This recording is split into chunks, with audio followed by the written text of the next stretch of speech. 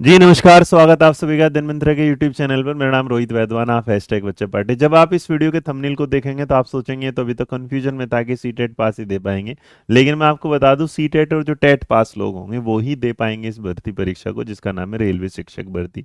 और आप इसमें सोच रहे हैं कि वैकेंसी कम होगी, तो अगर वैकेंसी 736 कम होंगी तो आप थोड़ा सा याद करिएगा DTPLSV में जहाँ पर 50 वैकेंसी आती थी। तो मुझे लगता है कि वैकेंसी कम या ज़्यादा मायने नहीं रखते, मायने रखता है कि वो जो वैकेंसी निकले उसमें आपकी शिद्दत कितनी है, क्योंकि कंपटीशन तो बढ़ेगा बढ़ेगा, क्योंकि वैकेंसी कम आती है। अब जब ये वैकेंसी है तो इस पर भी नंबर ऑफ स्टूडेंट क्या है, बढ़ जाएंगे। तो यहाँ पर कि सीटेट पास ही दे पाएंगे परीक्षा, इसके बारे में जो प्रूफ था वो मैं दे देता हूँ। जब आप उस नोटिफिकेशन को पढ़ेंगे पिछले वाले को, तो उस पिछले वाले नोटिफिकेशन में मेरे बच्चे जब जाओगे तो पेज नंबर 83 पर चले जाएगा। मैं मतलब जो भी इस वीडियो के बाद कोई वीडियो बनाना चाहे तो बना सकते हैं, ताकि ये कन्फ्यूजन बच्चों के लिए दूर हो जाए। अभी तक सब जगह कन्फ्यूजन आए कि सीटेट के लिए अभी नहीं पता नहीं पता नहीं पता। जी नहीं, सीटेट और टेट के लिए पता है। तो आप अगर पढ़ेंगे तो पेज नंबर 83 पे चले जाइएगा। और अगर किसी के पास ये नोटिफिकेशन नहीं तो नीचे कमेंट बॉक्स में नोटिफिकेशन के लिए बोल दीजिएगा, अदरवाइज अध्ययन मंत्रा के टेलीग्राम चैनल पे आप इसे देख सकते हैं।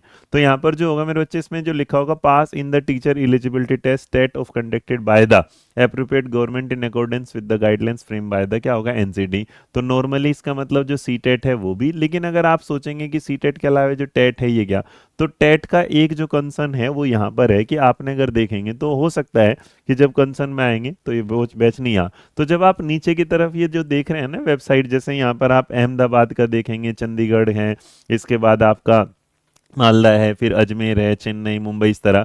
तो मान लीजिएगा जैसे बिलासपुर है, भुवनेश्वर है, उड़ीसा टेट मान लीजिएगा, वेस्ट बंगाल टेट मान लीजिएगा, तो हो सकता है कि इसका मतलब वो कंसर्न जो है वो वहाँ का जो टेट है उसे भी क्या कर देगी, एलिजिबल कर दे। तो इस तरीके के आधार पर कि जितने भी जाएंगे, देखो पीजीटी में टेट की जरूरत नहीं होती, पीजीटी में सी टेट की जरूरत नहीं होती, लेकिन जितने भी बच्चे जो प्राइमरी के लिए जाएंगे, जो पीआरटी के लिए जाएंगे और जो लोग टीजीटी के लिए जाएंगे, उनका जो है सी टेट या टेट क्या है, क्वालिफाई होना चाहिए। दूसरी बात ये भी है कि अब मौका आ जाता है कि जो दिसंबर 2024 वाले बच्चे हैं कि उन्हें मौका मिलना चाहिए कि नहीं मिलना चाहिए। तो देखो अगर उस दौरान तक आपका सीटेट का रिजल्ट आ जाता है तो आप इसके लिए एलिजिबल हो जाओगे, क्योंकि लगभग अगर आप इसमें जाओगे तो इसकी जो लास्ट तारीख है वो क्या है, 6/2 है। और अगर 6/2/2025 है तो इसका मतलब लगभग लगभग 15 या 20 जनवरी के आसपास तक आपका क्या हो जाएगा, सीटेट आ जाएगा। तो आप लोग भी इस फॉर्म के लिए एलिजिबल हो जाएंगे। बाकी आप हमारे इस बैच से जुड़ना चाहते हैं तो आप अध्ययन मंत्रा की वेबसाइट पर और इस बैच के साथ जुड़ सकते हैं, पीआरटी टीजीटी पीजीटी,